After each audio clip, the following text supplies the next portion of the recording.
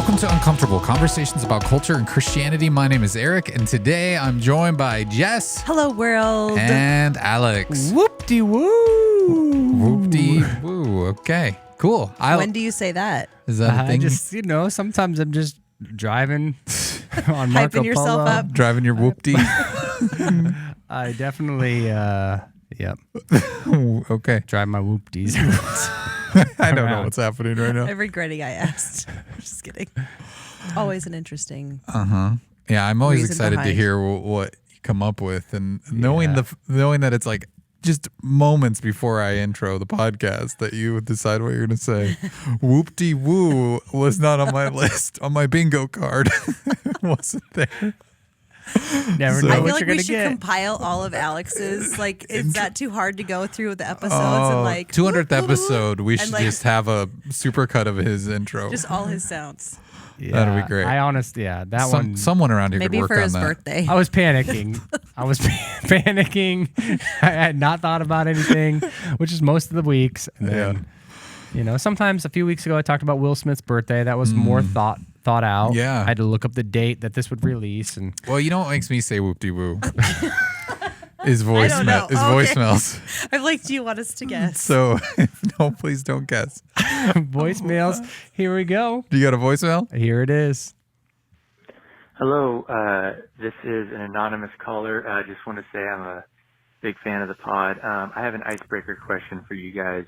What smell immediately takes you back to a certain time or place when you smell it? Thank you. Goodbye. There's something about the way he said that. I don't know. What smell takes you back? I mean, I think food is probably...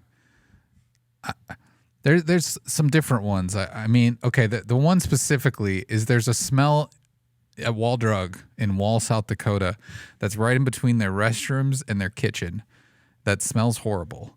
It smells like sewage and fried grease or something. I don't know how to explain it, but I feel once, like I got the picture. every once in there. a while I'll catch a whiff of something and that'll smell almost like that, and I'll be teleported directly to Wall Drug in South Dakota. And I'll be like, I'm right by the Wall Drug bathrooms. And so my wife and I kind of have this inside joke. Be like, oh, that smells like Wall Drug bathrooms. That's a smell. That's an unpleasant smell, though. But I'm sure there's things like grandma's cookies or mom's meatloaf that really teleports you to a time and place. I was just thinking about Will Smith. Okay, the Fresh Prince of Bel-Air. so it Smell you smells later. fresh. Okay. Got to my kingdom. That's like the first thing that came to mind. I when thought you asked were just that. like, you thought of Will Smith earlier He's and just thinking of couldn't his- yeah. stop thinking No. of him. His next just greeting can't. to us. Okay. What? Jess, Man, you got is any that? smells? I think like when I smell chili, like chili like brewing in a pot. Obviously, it's in a pot. My Really? grandma, like that was her thing that she always made. Lots of smells that come with a pot of chili. Yeah, but I'm talking like Before and after. pre-eating After. chili. Is it, does she do beans in her chili? Tons of beans. Okay. So it's a good Just- Midwestern chili. Yeah. For me, Okay. You love corn. He's gonna start making himself laugh, and we've had these moments before. we can have it. Hold on, everybody. For me, it's He's gonna probably get like through it. a seasonal candle. So like, my wife often brings out seasonal candles, and so like I know that it is fall when it's the pumpkin candle. Oh, I see. Okay. Or She lets you know. yeah, like I know it's fall, or there's like Because you don't have a calendar. He might not know. no, otherwise. but it's fall He's in so our busy. house. He's so busy. It's officially fall in our house Okay. when we have the pumpkin candle out, or there's Yeah. vanilla ones, and so I know like a certain time of year it is fall, y'all. Happy Yeah. fall, y'all. All right. Well, there you Also, go. the other image that came to my mind was a pine Okay. smell Oh, yeah. Where's that go? from a car. Remember when everybody like had the pine tree. the pine tree Oh. smell, Yeah, and that I just still makes d- me want to vomit. I love the new car pine tree. because a lot of people didn't Smell. read the instructions on those things. You're supposed Yeah. to like clip it a little bit and then gradually, Pull it down. a yeah. little bit. And but all of a sudden, people just let all the smell out at ripped once. it off. Yeah. Ripped it all off. But I had a few people in my life that definitely Who won't be named. Usually they were smokers. And I there's was nothing just gonna more say your parents' delightful. names. I'm glad no, I not my didn't. parents. Nothing more delightful than a full scented pine. What are those even called? You're just taking us to a bad place It's right air now. freshener. Air freshener. Yeah, car air and freshener. cigarettes. Yeah. You know, there's just like nothing like pine that. and menthol. Yeah. That's gross. Well, that'll definitely take you somewhere, not somewhere pleasant. Yeah, thanks for that. It's just like visions of nightmare Uber drivers. All right. Well, up next, we've got headlines. Our first and only headline this week comes from thetakeout.com. I don't know if this is a reputable news site, but it is a food news site. So a lot of food news, if you're into food news. Pepsi welcomes fall with 3 new flavors. Here they are. Pepsi's S'mores collection. You've got Pepsi Toasty Marshmallow, Pepsi Chocolate, and Pepsi Graham Cracker.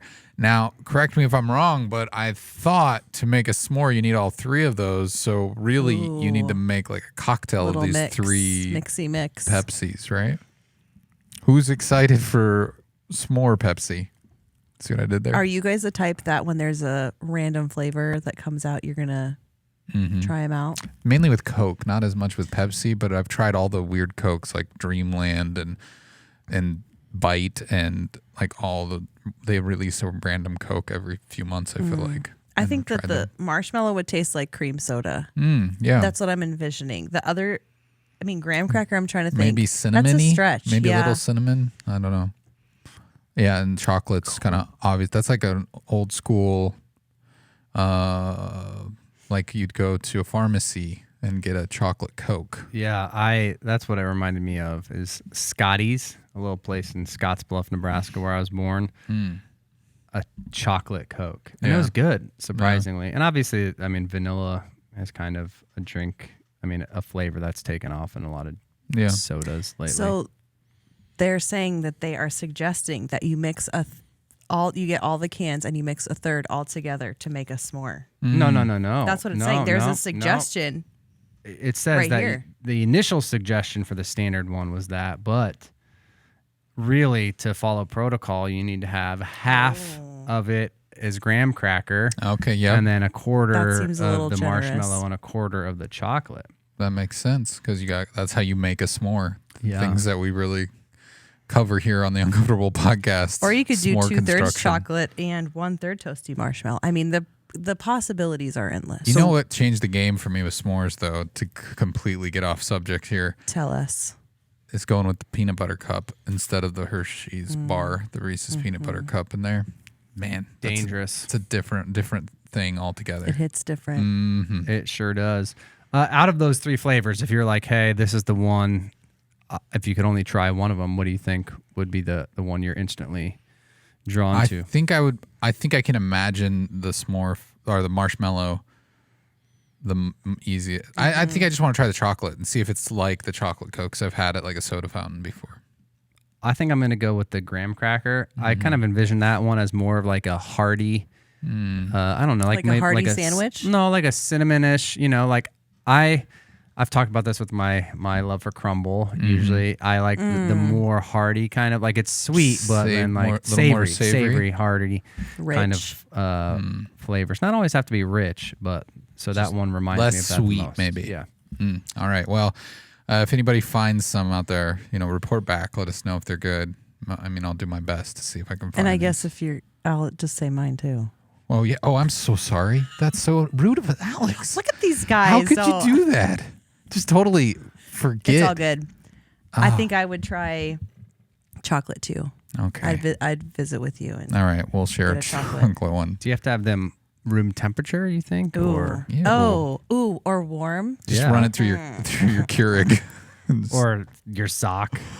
That's what we used to do that in student like I don't things you can't do in student. But when I was like in Stop high it. school camp, Stop one of the things that you would do for like shouldn't have said win anything. $100 or whatever is you had to What? like say, all right, who thinks they know their friend the best and they trust them, and you'd be like, I trust this guy, all right? And then you pick your friend, and then they're like, how much do you trust them? You're going to have to filter a Coke through their sock. Sick. So do you trust how they're No. I trust a lot of people that I wouldn't drink something through their sock. I know, though. but when you're in I'm not sure at that's a some good camp environment. This sounds like some church hurt on the way. Like, probably this is what was. I learned what trusting meant. How clean are they? How clean are those toes? Oh, no. No. Man. All right. Well, up next, Alex had an opportunity to sit down there in Pettes and talk about his experiences with 16 plus years in prison and how he saw God at work over that time and really changed his life. So stay tuned for that. All right, hey, ladies and gentlemen, as promised, today we have got Arron Pettes on today's podcast. He's going to share a little bit of his story, his journey, what led him to even, be a guest on here. Just a quick history lesson for those of you who don't know.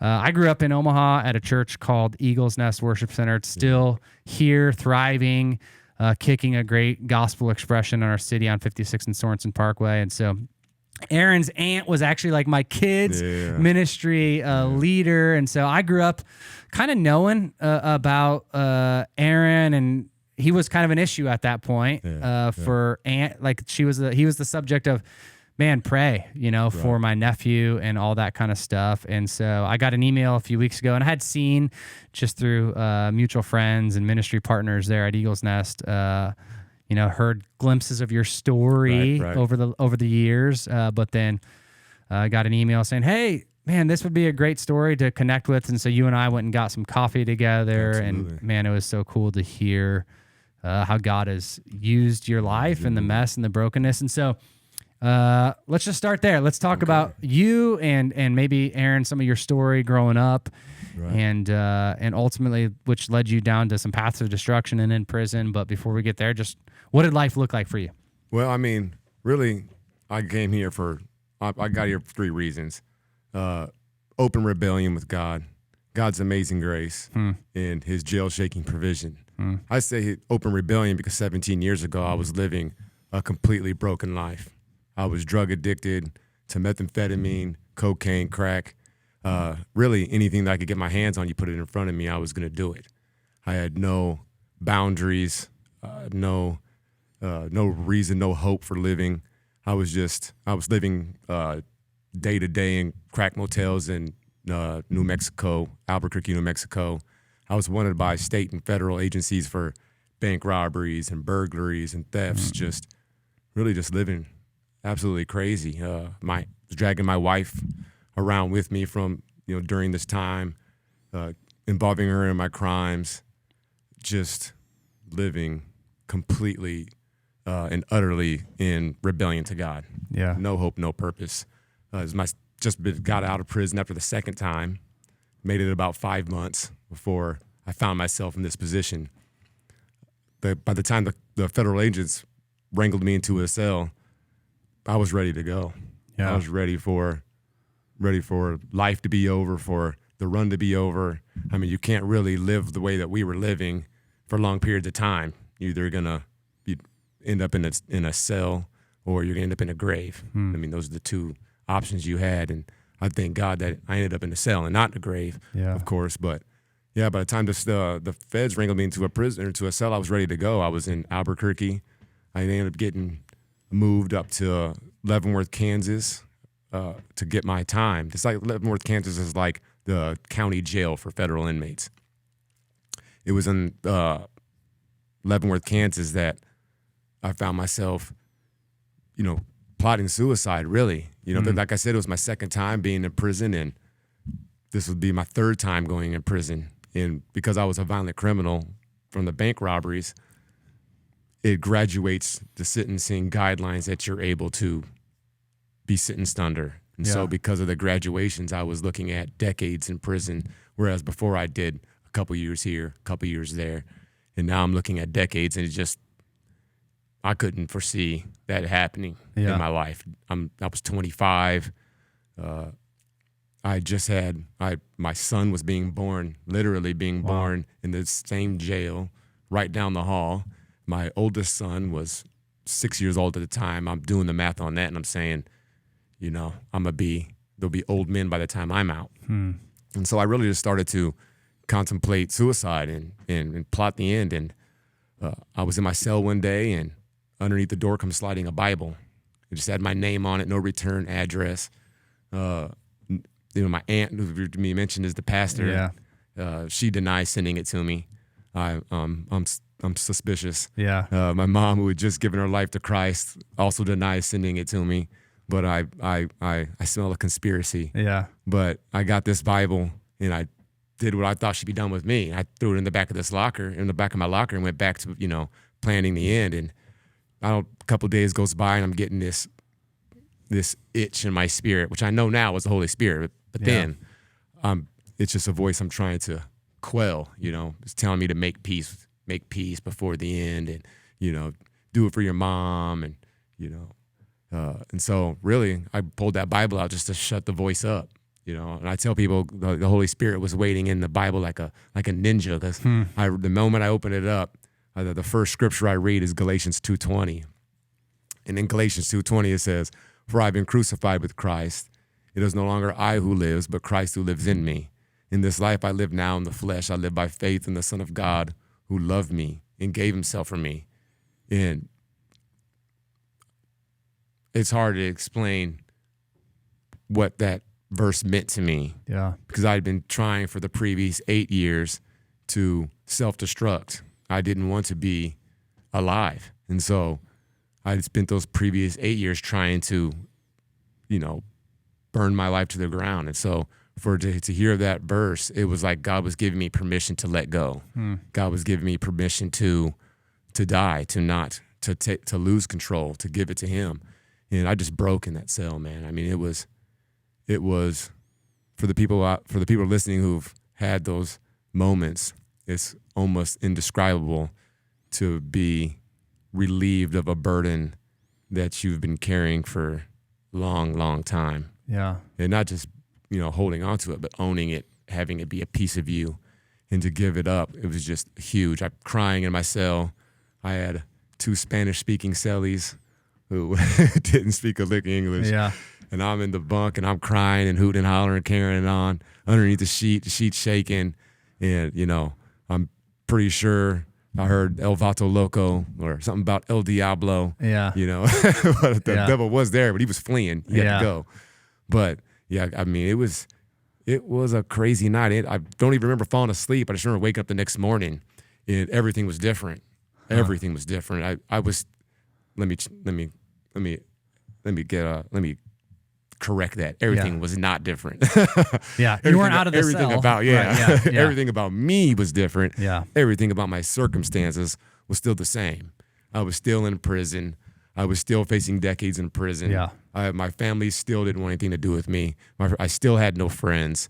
My life was still shattered. Yeah. But I had peace inside of that, which is crazy to say, but it was what it was, man. And God started working on me. Yeah. God started putting me back together. It's that peace that surpasses doesn't make any sense. Like given your circumstances and situation, right, to have peace in that. So to go back to kind of what led you to prison for the third time, as you mentioned earlier, share a little bit about, because at that time you said you were in New Mexico, but you were born and raised in Omaha. Yeah. And I remember when we were sitting down having a conversation, you just shared some of the product of the environment, you know, that you were in, maybe being a mixed race kid and trying to figure out, man, where do I belong, and not really finding a place to belong, that leads you into maybe places of isolation, and, you know, some of the relationships that you gained and friendships, and kind of getting lost along that path that kind of led you down destruction, if you want to share some of that. Yeah, I mean, I was, you know, my mom is my hero, so I don't want this to be, you know how moms are. Moms get sensitive about. Oh, my mom listens every week, and I know when I upset mama, so I get it. Right. So I gotta make an addendum here. My mom's great, but I was raised without a father, so when you're missing that critical link, it's critical to a teenage mind, and especially when you're a mixed kid growing up in the suburbs of West Omaha, predominantly white neighborhood, around predominantly white kids. and then you're going to school around a mixture of people. And so at home, or not at home, but in the neighborhoods around my area, I got called every racial slur you could create, even ones you haven't heard of. I've been called before. And then I would go to school, and I would bump into black guys, black women, and girls and boys there, and they would heap more racial slurs onto me, Uncle Tom, these type of things. And so I was getting it from both sides. And so this racial ambiguity really led to a confusion in my spirit and in my mind. Who was I? Where, what was I to do? Where do you belong? Where do I belong? Yeah. Right, Yeah. absolutely. And so I just made it up.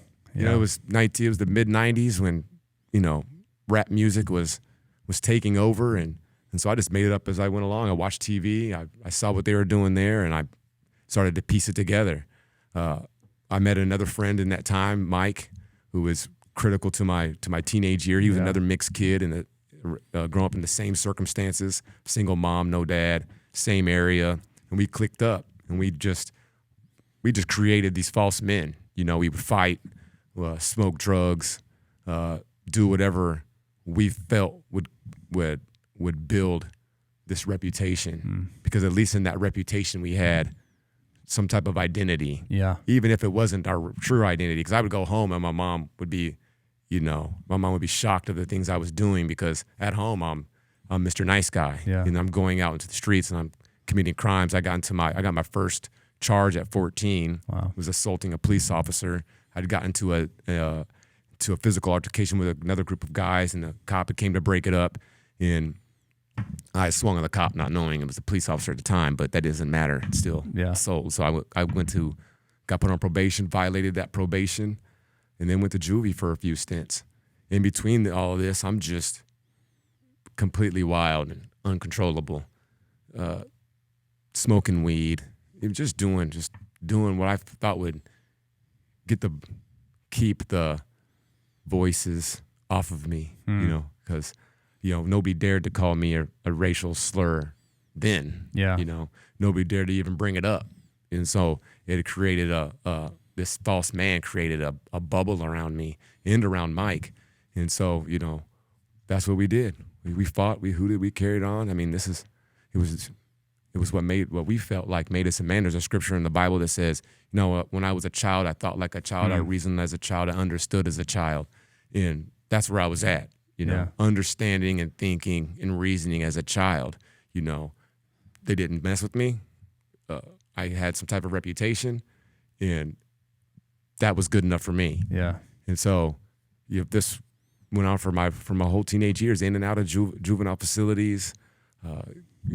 Started a burglar. I started a burglar ring at the age of 16. It was crazy. Then when I was 18. My friend Michael I was telling you about, he called me one night and was like, "Hey, man, there's a fight.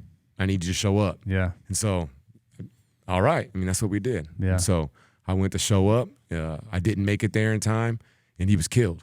And his murder just shattered me, It just broke me, because inside I knew I wasn't this tough guy. I knew what I was doing was fake, So I knew what I was doing was not the real me, but I thought I was doing it well. And so for me for that to happen to Mike felt like a violation of this false man that I had created. And so, and I felt like it exposed me for who I viewed myself as to be, which was unworthy of friendship, of acceptance. And it just led me off into a whole different path of life. Everything that I used to do, I didn't do before. I was only smoking weed prior to this, but after that, everything became available to me in my mind, because I was trying to destroy that man, or that kid, really, who had in my thought process and reasoning had betrayed Mike. Yeah. And so, coke, meth, pills, everything, bring it on, let's do it. Any crime, just point at it, let's go do it. I mean, it's just there was no boundaries that I wouldn't cross. There was no drug that I wouldn't do. And didn't matter who you were either. Didn't matter if you were a stranger, or if you're my cousin, or if you were my best friend. I didn't feel like I deserved friends, and so I burned all of them. They just scattered like hens. They were gone because they didn't want anything to do with it. My family, they were confused. They wanted to help. I have great family, like we've spoken about. I have great family, but unless you feel like you deserve it, you're not going to receive it. Yeah. And so I was at a place where I didn't feel like I deserved to be loved, to be forgiven, to even be alive. And so I just went about doing whatever was offered, whatever I wanted to do. Yeah. And it took me to prison for my first time in 1999. I did about 2 years on that one. I got out, but when I was inside of prison, nobody knew me when I was inside. So I was able to not talk about Mike, not talk about the wound that I was carrying. Nobody asked me about him. And so, when you're not talking about these issues that you're dealing with, it can lead you to believe that the issue isn't there anymore, that somehow it's healed itself. Yeah, you just stuffed it down and everything's good. Yeah. Right, and everything's good. And so that 2 years goes by, I get out of prison, and I made it about, I don't know, just a couple months, 3-4 months. And then I went to the cemetery to visit Mike, and it was I thought I was strong enough. I hadn't been there for a long time. And so I thought I was strong enough. I went there, and it was right back. It was like it was like it happened yesterday. Yeah. And so it was back into the drugs again, and back into the madness, the craziness, the crimes, family in disarray, wondering what happened, because there was a few good months where I wasn't completely off the rails. And so I made it about 9 more months, went back to prison again. Wow.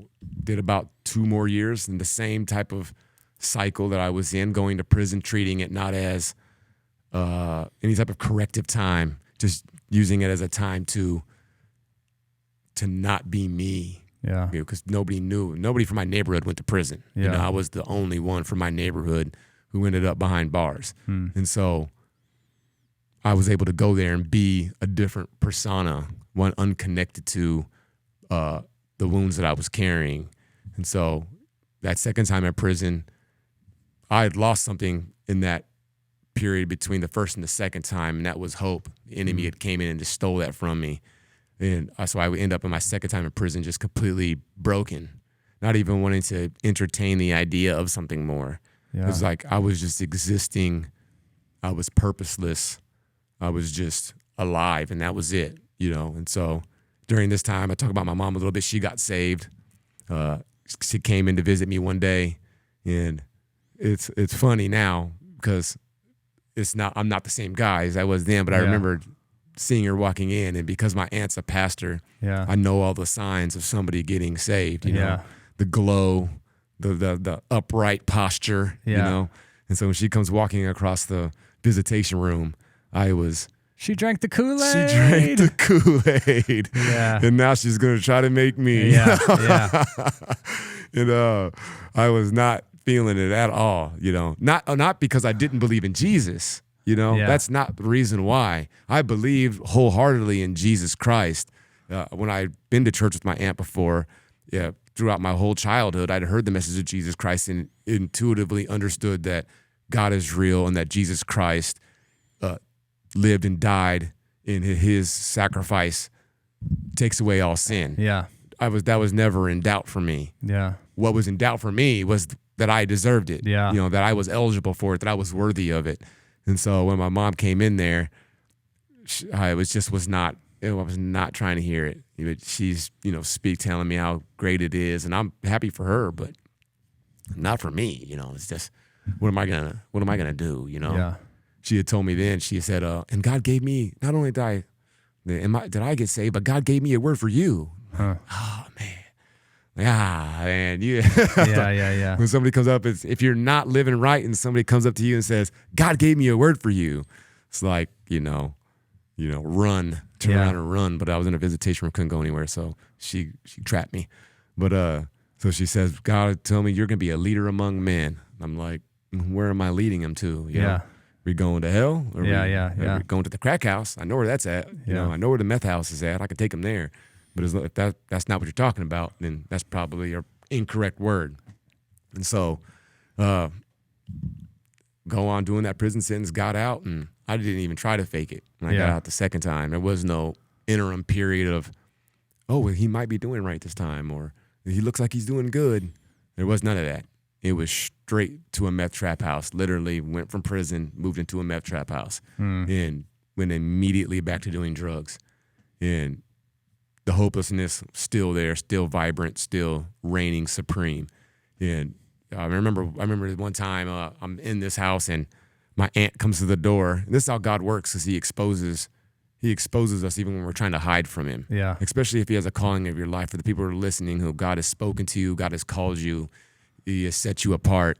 If you think you can run, he's going to find you even in your mess, you know? And I remember being in this meth trap house and there was a knock at the door and I opened the door and it's my aunt and uncle, the missionaries. And I'm literally surrounded by drug addicts and drugs. And they walk in, my aunt and uncle, and everybody stops doing what they're doing. And they're looking at them like what's happening right now? And my aunt and uncle are looking around like, what's happening right now? And they turned around and walked out. And it was just, in that moment, I felt like God was saying, I see you. You know, you can't run any further than that. But I wasn't ready to hear it at that time.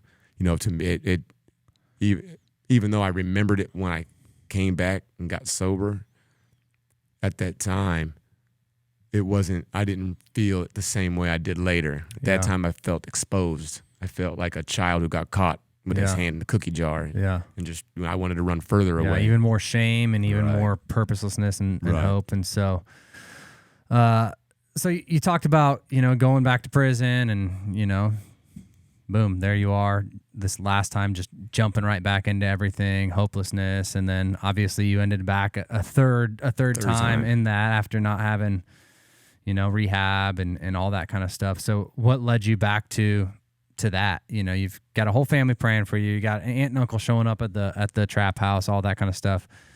You just don't care at this point. Like what led you back into prison, and ultimately what led you to? Yeah, I mean, at that time, I just didn't care anymore. I just didn't feel I had any value or any worth at that point. I mean, there was no reasoning besides, and and also I was completely drug addicted. Yeah. When you get to that point in your life, you don't really have full control of yourself. Yeah. I had graduated to the needle. I was shooting at this point, and I tell people, if you think, you know, smoking crack is slavery, shooting drugs with a needle is completely different. It makes chains unnecessary. You have to keep a slave in chains, or else he'll make a break for it. He'll run for freedom. When the chains become unnecessary, barely anything of the man remains. It's just pieces of who he was. And so I had graduated at that point. So my ability to make a different change at that point was probably pretty slim. It was gonna take what it ended up taking, which was a move of God, and it takes for that person to be receptive to it. And I just was not receptive to it at all. And so I just went about, in that moment also violating, you know, being exposed to my family again. Like, oh, here we go again. It was just more shame, more guilt added on top of me. And so I just ran, you know, just ran. I ended up getting locked up for maybe like 2 weeks, and my cellie was a bank robbery. He told me about it. Oh, this is how easy it is. And that's how the devil works, though. You know, he'll tell you, oh, it's just really quick. It's nothing. Yeah. And then you do it, and you're facing decades and years in prison. But yeah, so I just went out and, you know, robbed a couple banks, trying to get high. Wasn't really trying to do anything. Like, I wasn't trying to, you know, be John Dillinger or Babyface Nelson. I was just trying to get a fix, really. Yeah, not trying to hurt other people in the middle of it, just trying to take care of yourself, get what you needed. Right. I mean, when you're that broken, you're that drug addicted, you're really at the mercy of that, you know.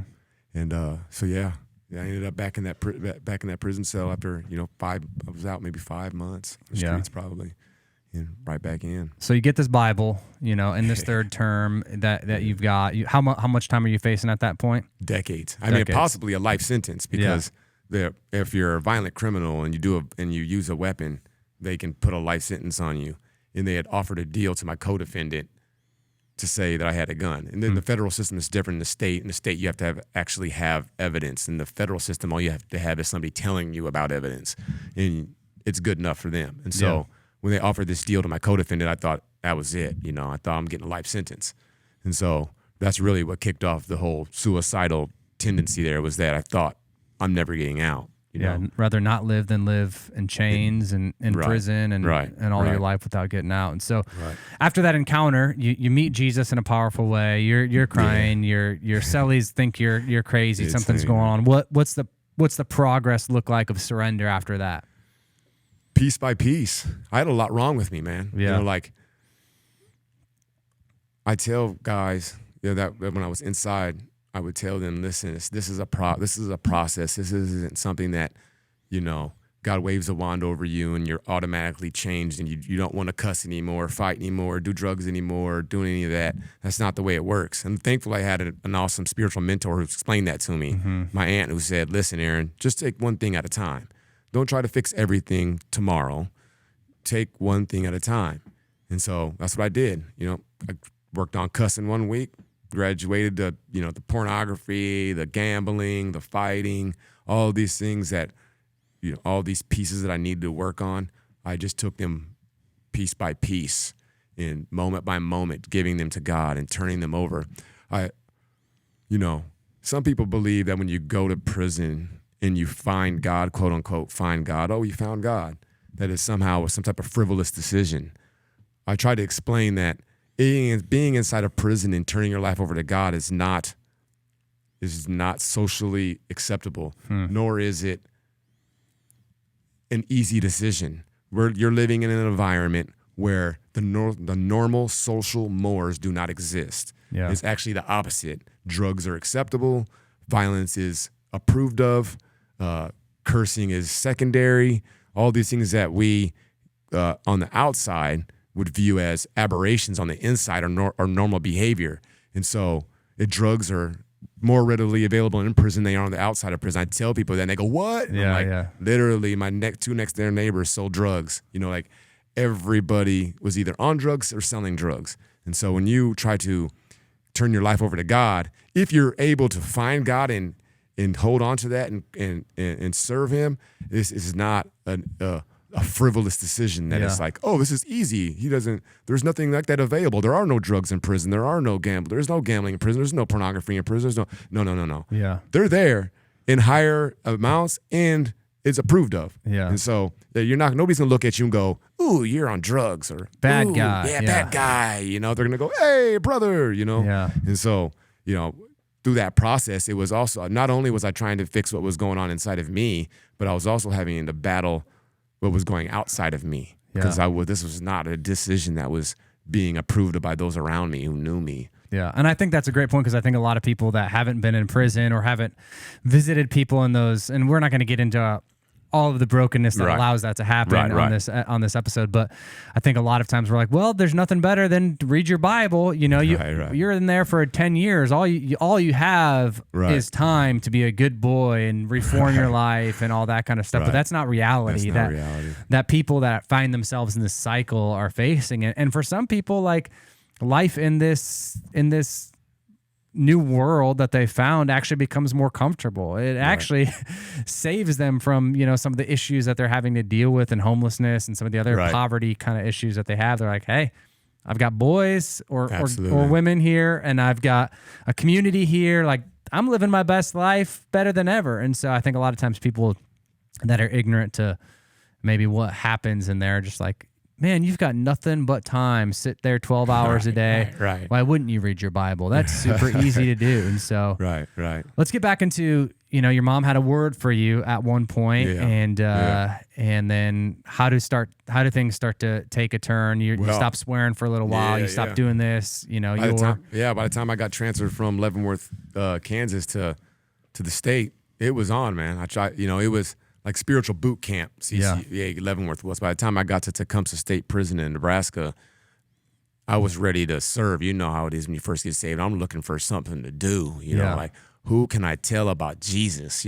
Like your mom was. Yeah. You're like, no, I'm her. I drank the Kool-Aid. I drank the Kool-Aid, man. I drank the Kool-Aid. And when I showed up in Nebraska, everybody knew me in prison. So when I walk into the prison now it's no longer the safe haven that it used to be. Yeah. Now when I'm walking back in, people are going, Arron. I'm going, Jesus, Yeah. you know, they're like, yeah, not you, you know. I'm like, yeah, let me tell you about what he did. That guy died. That guy's dead, Yeah, right? yeah. That guy's dead. And so I get there and I'm doing my time. I'm telling people, hey, man, I know Jesus now. And I just feel an unction to tell people. I just want to tell people because I know what they're going through. You know, like I've been in their position. I know the pain that they're dealing with that is not, that these smiles that they're wearing around their friends in this personas that they're putting on are not accurate to what is actually going on the inside. That really what they're dealing with is a sense of hopelessness and unworthiness. And I just wanted to tell people about how Jesus sees you even in your craziness. I used to, minister to guys and say, don't be distracted by the prisons, by the khakis or the numbers or the prison walls or them calling you inmate or your prison cell, and all that is distractions. God sees you and he loves you in that, and you have worth and you have value. And it really felt like that was a message that God had given me to give these guys. And so I called my pastor up and I talked to him. I said, hey, pastor, I've got a word I want to spread around this yard. Can you guys help me out? He said, yeah, okay. Let me talk to the church leadership and I'll get back to you. A couple days goes by and he's like, yeah, we're going to send you $100 at the end of the month. I'm like, well, all right, cool. $100 in prison, $100 is a different economy. So in prison, you could stretch $100 pretty far. So I'm going, $100, I can buy all kinds of stuff with that. We went out and bought 100 pop tokens, which are like tokens you can buy sodas with. I bought 100 brownies, and then I went to the chapel and I grabbed some tracks off of the console, the turnstile. I grabbed some of those, and I hand wrote some prayer requests and was put on there. Write down whatever you want to be prayed for, and we'll pray for you. I don't know why I put we, but it was only me at the time. Yeah. But so go out on the yard. I'm carrying this bag of snacks, and I just start pulling people over. And you try to give somebody something in prison, it's not received well initially. Yeah. So I'm like, take a token and take a brownie. And they're like, what for? No, we're good. I'm like, no, trust me, it's for free. I just want to tell you about God. Yeah. And that's what I did that first month. I went out and told people about Jesus, gave them a prayer request and a track and a pop token and a brownie, and got about 2 of them returned to me. Yeah. That was 2 prayer requests from those. 2 prayer requests turned back into me. I felt completed. I felt like I have completed my mission, God. I am approved. And so went back to study my Bible, growing in the Spirit, and I get a money order the next month. And I'm like, where's this money order coming from? So I called my pastor up. I said, hey, you might want to talk to the financial guy. I got another check. And he says, no. We took an offering, and there's like $5,000 in this pool. Oh, wow. We're going to be sending you $100 checks from here on out. And I'm like, well, Lord, I guess we're not done. And so from there on out, Another Option Ministry is born. We called it Another Option because we felt like there needed to be another option in prison. And so we created Another Option Ministry to provide that other option. And it started out as just me. Slowly, the men of God started seeing what God was doing through the ministry, and it went from being just me to being dozens and dozens of men who then left that prison and went to different prisons and started branches up in other prisons until they covered all 5 male prisons in the state of Nebraska. And still to this day, we have guys that are still running Another Option Ministry 10 years after I've left. So it's amazing what God is doing. What God is doing through Another Option Ministry. It was just an honor to be a part of that, to be a part of what God's word to men in prison were, that you have value, you have worth. And then that's one of, I don't want to get on a soapbox here, but it's one of the things that I try to tell people who are trying to go into prison or are trying to write people in prison, or they have a heart for people who are in prison. It's not enough to tell them about Jesus. You have to invest into them. You have to say, not only am I going to tell you about Jesus, but I'm going to believe that you deserve Jesus. I'm going to believe that you have value, and I'm going to do that by this. I'm going to write you every week, or I'm going to start to come visit you. I'm going to speak life over you. We can't just get in and out of people's lives and think that they're going to grasp onto their value, because that's not how the world works. We need I can't explain to you what it meant to me in my Christian walk to have a church come behind me and say, we believe you. Yeah. And not only do we believe you, because a lot of guys have said they've changed a lot of times. And then there's probably people listening to that into this podcast who aren't in prison, but have been through the same things. Yeah. Who have said it over and over again. I'm changed, I promise. I've changed, I promise, and then burnt the bridge. And now they're at a point where it's like they can't say it anymore.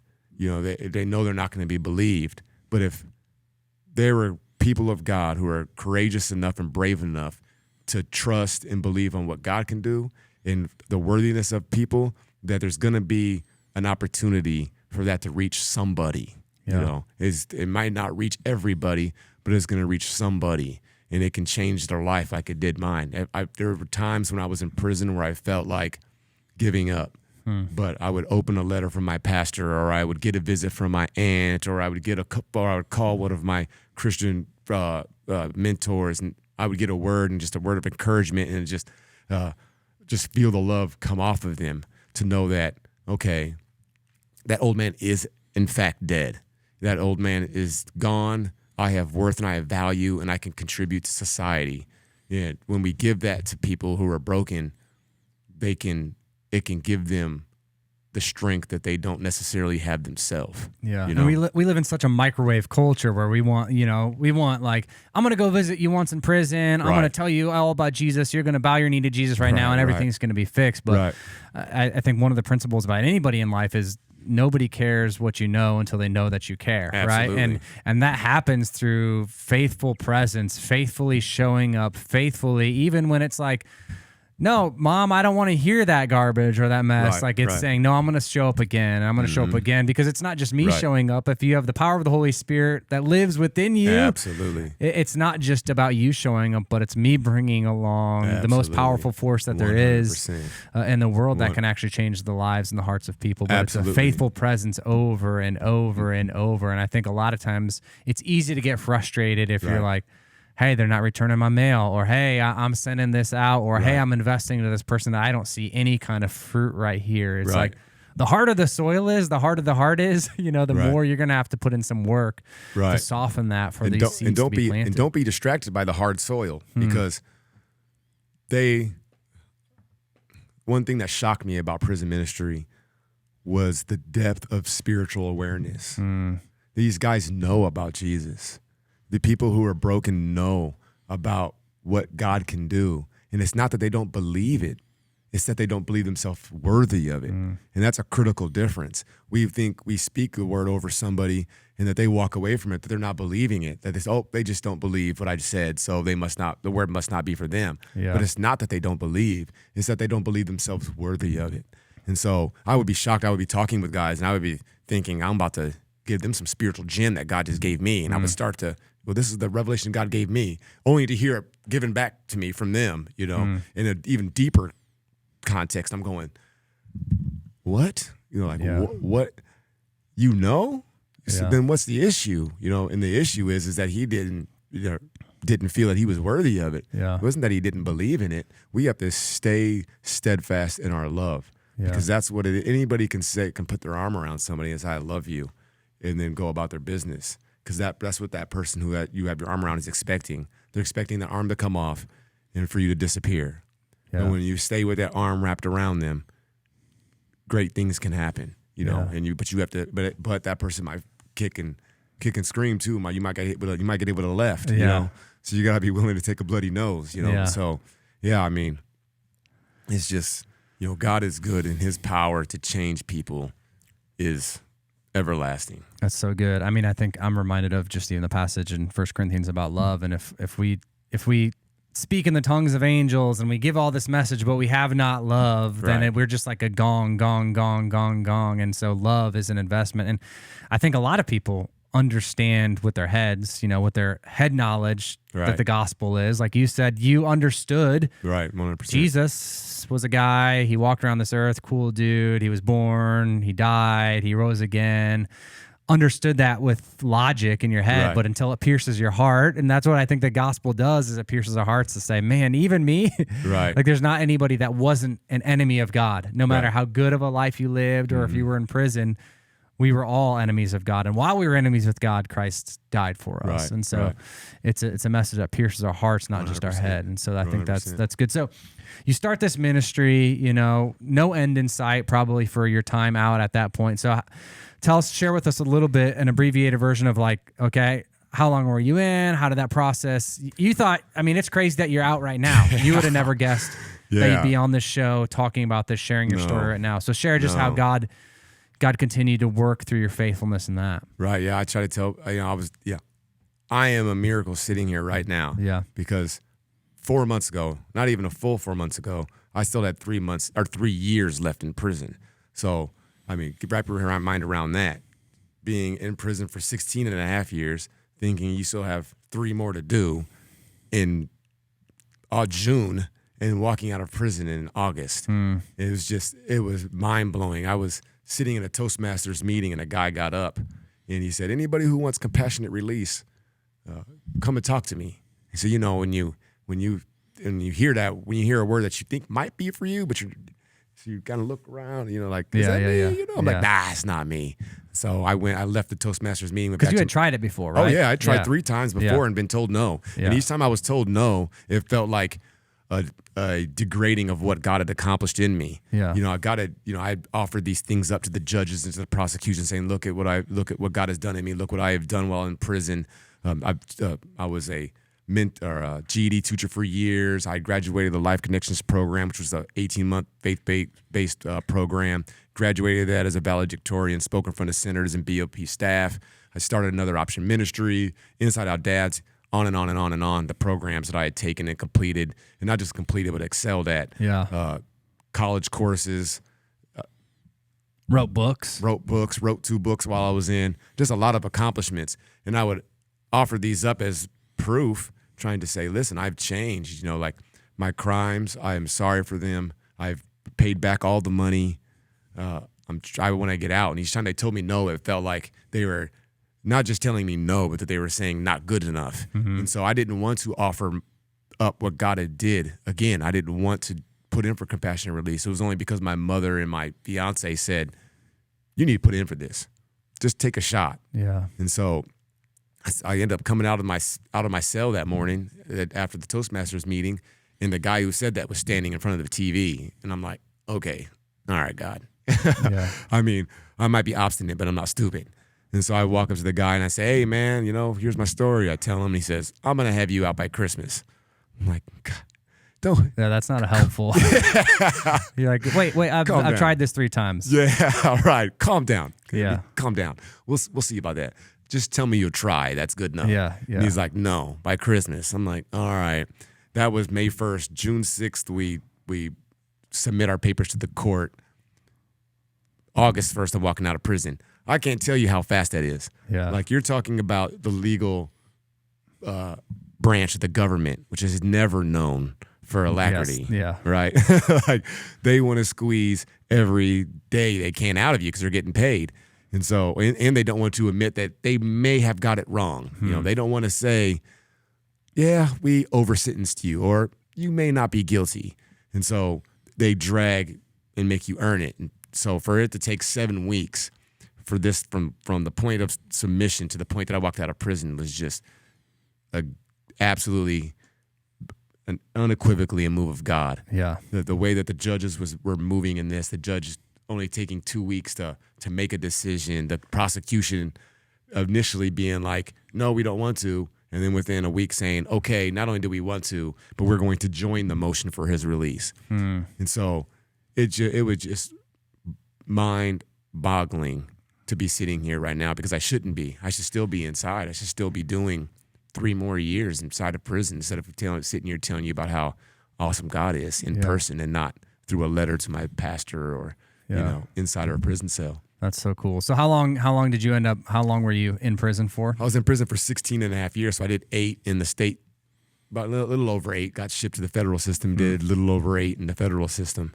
Bouncing in the federal system, they move you all around the country. So I was in Indiana, I was in Illinois, Texas, Louisiana. I was all over the place, just getting bounced between prisons. But yeah, but inside while I was in there, I was, I tell, there's the difference between biding time and doing time. A lot of guys go into prison and they put up a calendar and they start marking X's off of a calendar, counting down the days. I call that biding time because you're not really doing anything. You're staying in a stasis mode.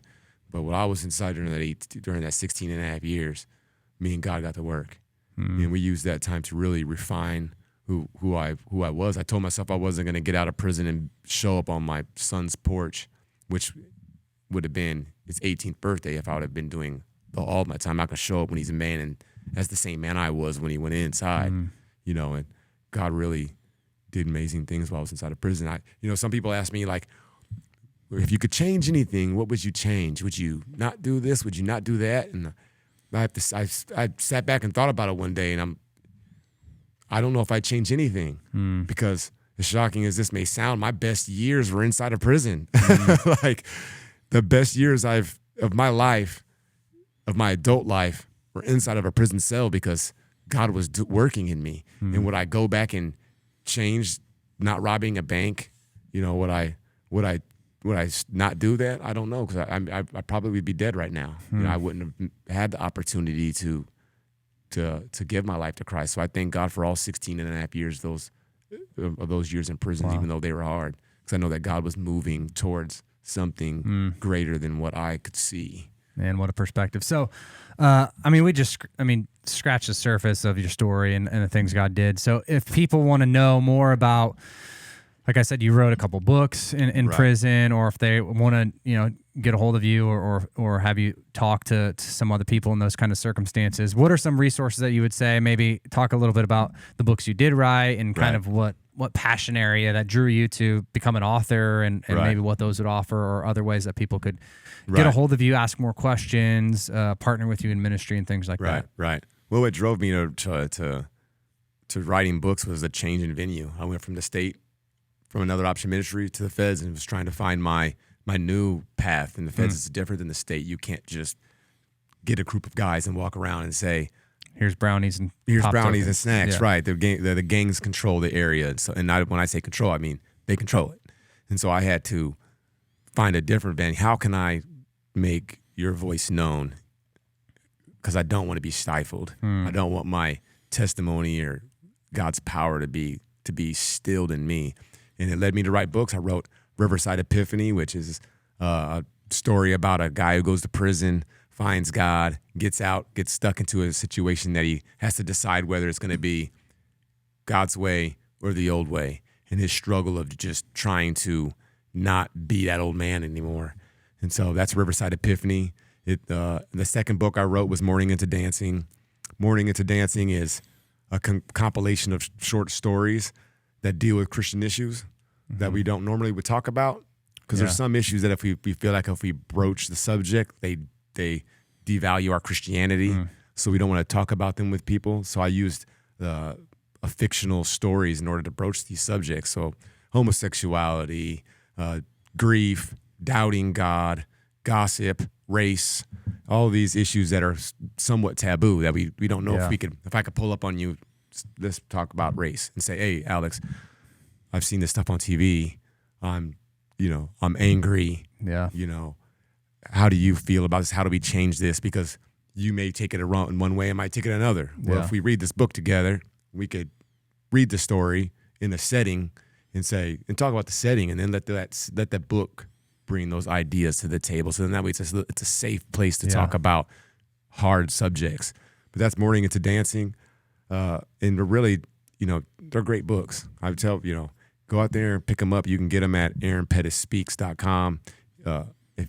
If you want to invite me to speak to, other, groups of people, I'm willing to do that too. I just want to tell people about what God had did for me and what God can do for other people. And just spread the message, man. Yeah, that's cool. That's cool. And I would say, man, if you've got somebody like Arron, you're a mom that was like his mom, walking in, and you really believe and trust in who Jesus is. I mean, prayer is our primary work as God's 100%. People.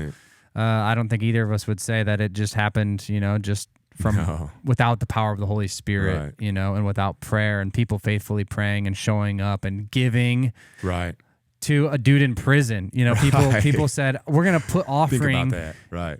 and trust a guy that's robbed a bank. Like that's just crazy faith risk. But when people take those steps of obedience, we get to see, you know, you standing here or sitting here and sharing the power of the transformation of that only the gospel offers, which is it's just so cool. So yeah, if you're, man, maybe a parent like his mom, and you are like, I've got a word for my child, or somebody that's wayward, man, keep praying, keep pressing, keep showing up, keep writing those letters. Right. But also feel free, I think, to reach out probably through your website. Yeah, absolutely. And, There'll be a link on there to my Facebook page. Cool. Yep, 100%. And they can connect with you and ask questions or whatever. So, man, Arron, thank you again. Yeah, absolutely. Just for one, being faithful, listening to the Spirit, for deciding to make that decision. I'm going to die. I'm going to die this old life, and I'm going to let Christ raise up a new thing, because we get to hear from that new thing today. And so it's such a powerful testimony. And so again, friends, thank you for listening. If you've got questions, you can always email us, podcast@cccomaha.org. If you want to get a hold of Arron, we'll put that in the show notes, his website there as well, which you'll be able to find some of those options for the books and getting a hold of him. But until next time, we'll talk to you then.